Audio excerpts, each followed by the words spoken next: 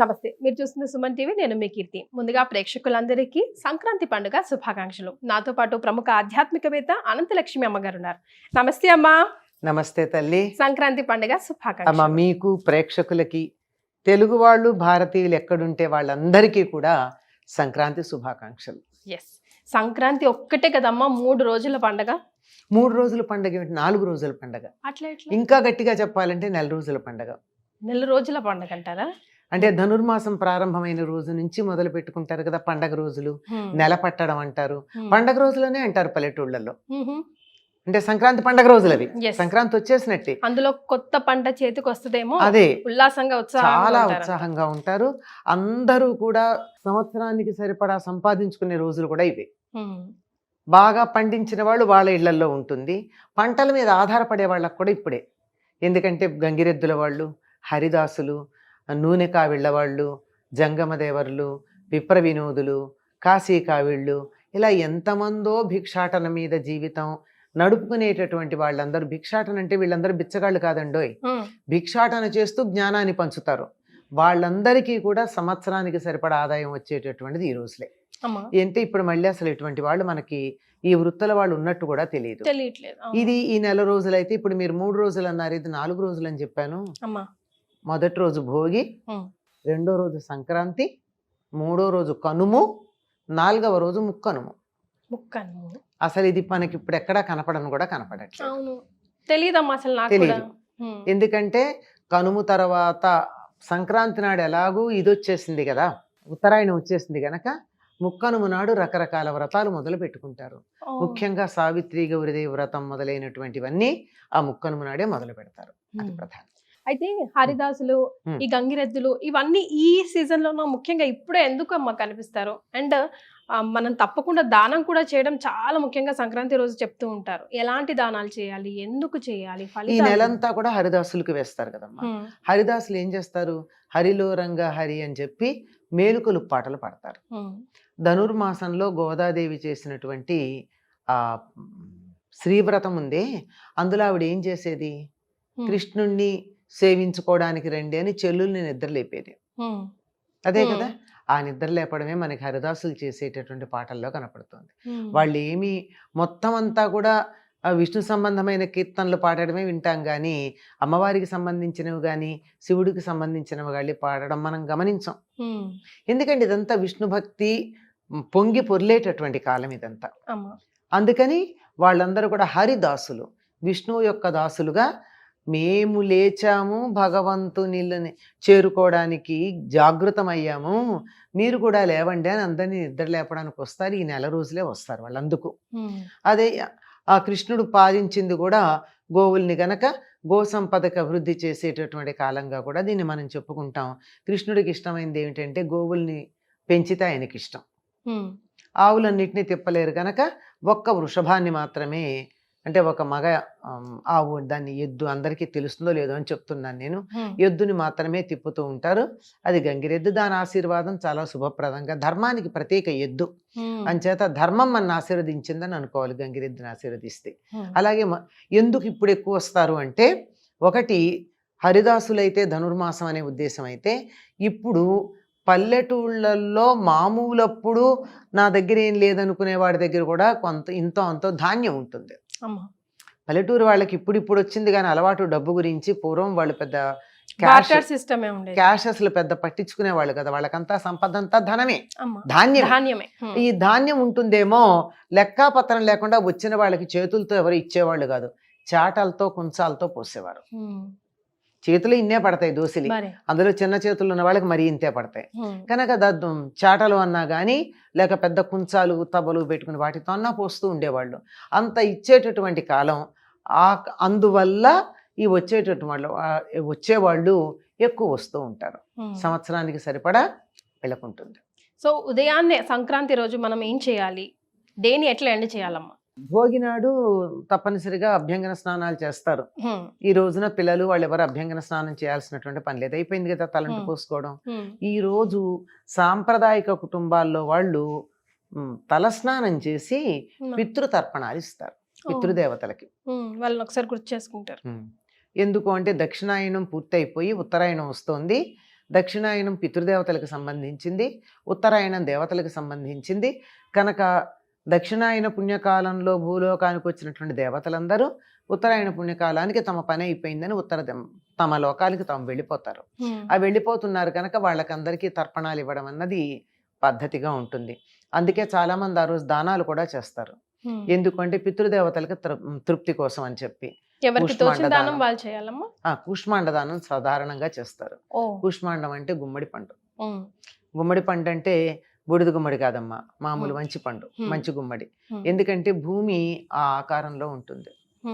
మనకి పైకి కనపడేది గుండ్రగా కలిసినట్టున్నా దాన్ని భాగాలుగా చేస్తే 27 భాగాలుగా వస్తుంది. అవే మనకి నక్షత్రాలుగా చెప్తూ ఉంటారు, పర్వాలు అంటూ ఉంటారు. గీతలు ఉంటాయి, మన గీతలు మనం గీసుకుంటే ఉంటాయి, లేకపోతే లేదు, కానీ మామూలుగా అయితే అట్లా ఉంటుంది అని.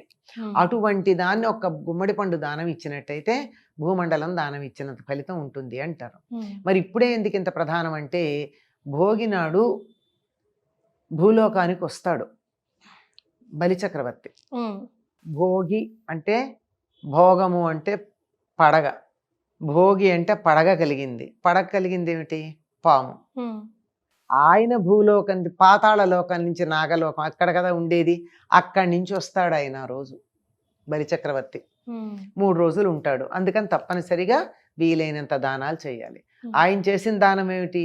విష్ణుమూర్తికి మొత్తం భూమండలం అంతా ఇచ్చేశాడు. అందుకని అంతటి దానం ప్రధానంగా ఉంటుంది.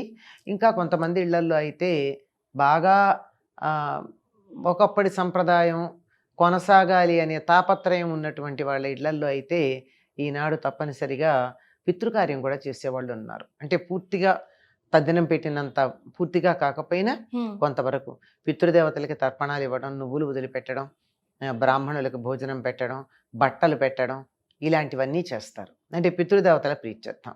మళ్ళీ 6 నెలల దాకా పాపం వాళ్ళు ఇటు రావడం ఉండదు, వాళ్ళకి సంబంధించిన సమయం కాదు గనక పితృదేవతల అనుగ్రహం లేకపోయినట్టయితే సంతానం కలగడం కానీ, కలిగిన సంతానం ఆనందంగా ఉండడం కానీ, మనకి సుఖ సంతోషాలు సౌభాగ్యాలు ఉండడం కానీ కుదరదు. చాలామంది దేవుళ్ళని పూజిస్తే చాలు అనుకుంటారు. దేవుళ్ళని పూజించాలి, సందేహం ఏమీ లేదు, కానీ చాలు అన్నది తప్పు. పితృదేవతల్ని కూడా ఆరాధించాలి. దానికి సంబంధించిన దాంట్లో ప్రధానమైంది సంక్రమణం. అన్ని సంక్రమణాలకి చేస్తారమ్మా చాలా వాళ్ళు, ఇది మాత్రం తప్పనిసరిగా చేయడం ఉంటుంది. కొన్ని ఆచారాల్లో కొన్ని చోట్ల ముఖ్యంగా ఈ తెలంగాణ జిల్లాలో చూసుకుంటే అమ్మ, మంచి రోజులు కావు, కీడు దినాలు, పీడ దినాలు అని చెప్తూ ఉంటారు. యమకూరలు తెరుచుకొని ఉంటాయి. చాలా మంది చనిపోతారు. చనిపోయిన వాళ్ళు కూడా ఈ సంక్రాంతి 3 రోజుల్లో చనిపోతే డైరెక్ట్గా స్వర్గానికే వెళ్తూ ఉంటారు అంటారు. నిజమేనా? అమ్మ, యముడి కోరలుగా చెప్పబడేటటువంటి వాటిల్లో వసంత ఋతువును శరదృతువే. ఇవి పీడ దినాలను కూడా అంటారు. ఎందుకంటారంటే దక్షిణాయనం అనే ఉద్దేశంతో అంటారు. చలి ఉంటుంది, బాగా ఇబ్బందికరంగా ఉండేటటువంటి కాలం అన్న ఉద్దేశంతోనే. అందుకే అది పోవడం కోసమే మనం ముందు రోజు అంటే భోగినాడు నువ్వులు పెట్టుకుని, నువ్వుల నూనె రాసుకుని, నువ్వులు వేసిన నీళ్లతో స్నానం చేయడం అన్నది ఆ శని పరిహారార్థం అని. ఆ పీడ రోజులు పోయాయనడానికి సంకేతంగానే ఈ రోజు పండగ చేసుకుంటాం. అయితే అమ్మ, మనం పిల్లలందరూ కూడా గాలిపటాలు ఎగరవేయడం చూస్తారు కదా, దాని వెనకాల ఏమైనా సైన్స్ ఉందా? అది మన ఎంజాయ్మెంట్ మాత్రమేనా? ఈ గాలిపటాలు ఎగరేయడం అన్నది మీకు ఈ తెలంగాణ ప్రాంతంలోనే ఉందమ్మా, ముఖ్యంగా భాగ్యనగరంలో. ఇక్కడ ఒక ప్రత్యేకం ప్రదేశం ఉంది, నేను పేరు మర్చిపోయాను కానీ, అక్కడికి వెళ్ళి కానీ గాలిపటం ఎగరేస్తే ఆ గాలిపటం ఎట్లా వెడుతుందో దాన్ని బట్టి ఈ సంవత్సరం ఋతుపవనాలు ఎట్లా ఉంటాయో లెక్క కడతారట వాళ్ళు. దాన్ని అది వెళ్ళే డైరెక్షన్ బట్టి గాలి వాలుకి పెడుతుంది కదా. ఇప్పుడు మీరు గాలిపటం ఇలా ఎగరేశారు, ఇటు గాలి ఉంటే ఇటు ఎడుతుంది, ఇటు గాలి ఉంటే ఇటు పెడుతుంది, అంతే కదా. ఆ వెళ్ళేటటువంటి దాంట్లో పర్టికులర్ గా సంక్రాంతి మధ్యాహ్నం సమయంలో దాన్ని బట్టి ఈ పంటల గురించి, వానల గురించి నిర్ణయం చేయడం అనేది ఉంది అంటారు. మరి ఇప్పుడు అలా నిర్ణయించగలిగినటువంటి వాళ్ళు ఉన్నారో లేదో తెలియదు. ఒకప్పుడు ఉండేవారు, ఇప్పుడు కూడా గాలి వాలు తెలియడానికి. ఎందుకంటే ఇక నుంచి గాలి వాలు తెలుస్తుంది. మన హిందీలో ఏమంటున్నాం, ఈ పతంగ్ అంటాం, అంతే కదా. పతంగ్ అంటే ఆకాశంలో ఎగిరేటటువంటిది. పక్షి అని అర్థం ఉంది, సూర్యుడు అని అర్థం ఉంది. పతంగు అంటే సూర్యుడి యొక్క గమనం దిశను తెలియజెప్పేది అని. అంతకు ముందు రోజు దాకా ఆ తోక ఇటుపక్కకి, తల ఇటుపక్కకి ఉండేటటువంటి గాలిపటం ఈనాటి నుంచి తల ఇటు పక్కకి తోక ఇటు పక్కకి వెడుతుంది, గమనించుకోండి అని చెప్తారు. ఓ అంటే గాలివాన అలా ఉంటుందిట. మరి ఇప్పుడు ఇట్లా ఉందో లేదో, వాతావరణంలో వచ్చిన అనేక మార్పులు, మనం ప్రకృతితో చేసినటువంటి అనేక పిచ్చి పిచ్చి ప్రయోగాలు, వీటి కారణంగా అట్లా జరుగుతుందో లేదో ఎవరన్నా గమనించి చెప్తే బాగుంటుంది. చెప్పడం మాత్రం విషయం అది. ఎస్, ఇక్కడ మీరు పిల్లలందరినీ పెద్దల్ని కూడా హెచ్చరించాలమ్మా. లాస్ట్ టైం చాలా చాలా దారుణాలు జరిగాయి. కొంతమంది మీ గాలిపటం వెనకాల పరిగెత్తు పైనుంచి పడిపోవడం, కొంతమంది ఆ దారం చాలా తేజుగా చైనా నుంచి వచ్చిన దారం యూజ్ చేసి మెడలే తెగిపోవడం, అట్లాంటి చిన్న హెచ్చరిక. అమ్మ, ఆనందించటం అనేది ఆనందంగా ఉండాలి కానీ విషాదంగా మారకూడదు. అతి సర్వత్ర వర్జయేత్ అంటారు. దీంట్లో జాగ్రత్తలు తీసుకుని మరీ చేయాలి. ఏ విధంగా అయితే దీపావళికి మనం జాగ్రత్తలు తీసుకుంటే చాలా చెప్పగా ఈ మధ్య దీపావళి సమయంలో దారుణాలు తగ్గాయి కదా, చాలా తగ్గాయి. చెప్పగా అందుకే చెప్తున్నాము, పతంగులు ఎగరేసుకోండి, ఆనందంగా ఉండండి. కానీ పతంగు కట్టేటటువంటి తాడుని మాంజా అంటారు. ఆ మాంజా తెగకుండా ఉండడానికి ఏం చేస్తారు అంటే గాజు పొడి కలుపుతారు. గాజు నూరిన పొడి, అది చాలా ఇదిగా ఉంటుంది. మన చేత్తో ఇట్లా అంటేనే చెయ్యి తెగిపోతుంది, రక్తం వస్తుంది. అటువంటిది హడావిడిలో మీరు తొందరగా వెళ్ళినట్టయితే ఏ మెడకో తగిలిందంటే ఇంకింతే సంగతులు, నేరుగా పైకి వెళ్ళిపోవడమే. అదొకటే కాదమ్మా, దానికోసం పరిగెడుతూ పడేవాళ్ళు, డాబా మించి వెడుతూ డాబా మించి దూకేసినటువంటి వాళ్ళు, ఇలాంటి వాళ్ళు మనం చూస్తూ ఉంటాం. దేంట్లో కూడా అతి ఉండకూడదు. దీనన్నిటికీ కూడా మించి ఇది మెడకి తగలడం ఒకటి ప్రధానంగా ఉండేటటువంటిది. వీటితో పాటుగా ఎలక్ట్రిక్ వైర్ల విషయంలో జాగ్రత్తగా ఉండాలి. ఈ హడావిడిలో ఆ వైర్లు ఎక్కడో ఉంటాయి, ఒకప్పుడు పైన ఎక్కడో ఉండేవి. ఈ మధ్య కాలంలో మన అపార్ట్మెంట్స్ పెరిగిన తర్వాత మనకు మధ్యలోకే వస్తున్నాయి అవి. ఈ మధ్యలోకి వచ్చేటటువంటి ఈ వైర్లలో ఎక్కడన్నా కొంచెం తేడా ఉన్నట్టయితే అది ముందు బాగానే ఉంటుంది, కానీ మాంజా తగిలితే మాంజాకి పోసే గుణం ఉంది కనుక పైన ఉన్నటువంటి ఆ కవరింగ్ పోయి లోపలిది బయటకు వచ్చే ప్రమాదం ఉంది. ఎలక్ట్రిక్ షాక్స్, ఈ సమయంలో ఎలక్ట్రిక్ షాక్స్ వల్ల పోయిన వాళ్ళ సంఖ్య కూడా ఉంది. జీవితం చాలా విలువైంది, పతంగు కన్నా విలువైంది జీవితం. పతంగి ఎంతమ్మా కాదు. కనుక విలువైన జీవితం విషయంలో జాగ్రత్తగా ఉండి ఈ వచ్చే ఏడాది ఇంకా ఎక్కువ పతంగులు ఎగరేసుకుందాం ఈ ఏడాది కనుక జాగ్రత్తగా ఉంటే అనే సంగతిని మనసులో పెట్టుకుని పతంగుల వెంట పడి ఎటువంటి ప్రమాదాలు కొని తెచ్చుకోకండి అని పిల్లలందరికీ కూడా ప్రేమపూర్వకంగా చేస్తున్న హెచ్చరిక. పెద్దలు కూడా ఒక కంట కనిపెడుతూ ఉండాలి. పెద్దవాళ్ళు కనిపెట్టాలండి, అక్కడే వస్తుంది సమస్య. పెద్దవాళ్ళు టీవీలు చూసుకుంటూను సెల్ ఫోన్లలో మాట్లాడుకుంటూను కూర్చోకూడదు. పిల్లల్ని స్వేచ్ఛగా వదిలిపెట్టాలి. గాలిపటం దానికే సంకేతం, స్వేచ్ఛగా వదిలిపెట్టాలి. కానీ కింద ఆ చెక్కి ఉందే అది మన చేతిలో ఉండాలి. అది మన చేతిలో ఉన్నట్టు వదిలిపెట్టాలి. పిల్లల్ని వదిలిపెట్టాలి, ఒక కంట కనిపెట్టాలి. ఇది గాలిపటం, అది కూడా సూచిస్తుంది మనకి.